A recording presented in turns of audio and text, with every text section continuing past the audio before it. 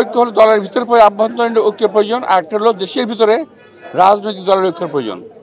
তা যদি না হয় তাহলে আমাদের মহাবিপদ সামনে হতে পারে। শুধু ঐক্যের কথা বলা হচ্ছে, আসলে চিফ অ্যাডভাইজারও বলছেন ঐক্য, সেনাপ্রধানও ঐক্যের ডাক দিয়েছেন, শিক্ষার্থীরাও যারা রাজনীতিতে নেমেছেন তরুণরা তারাও ঐক্যের কথা বলছেন।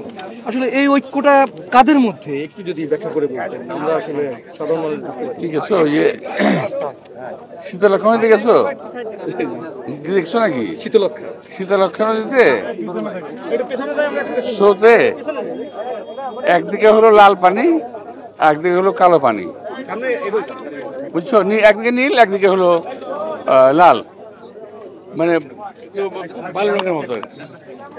সবাই ঐক্য চাচ্ছে, এখন যার যার মতলবে তার তার ঐক্য যাচ্ছে, বুঝছো? ওইটা যার যার অ্যাঙ্গেলে যাচ্ছে। আর আমাদের হলো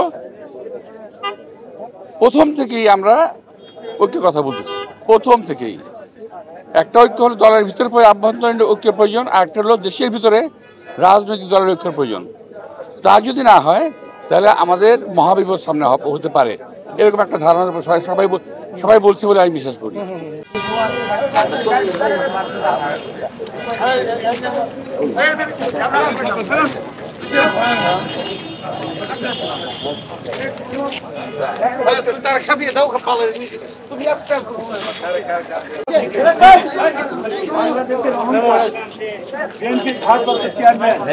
জনাব তারেক রহমান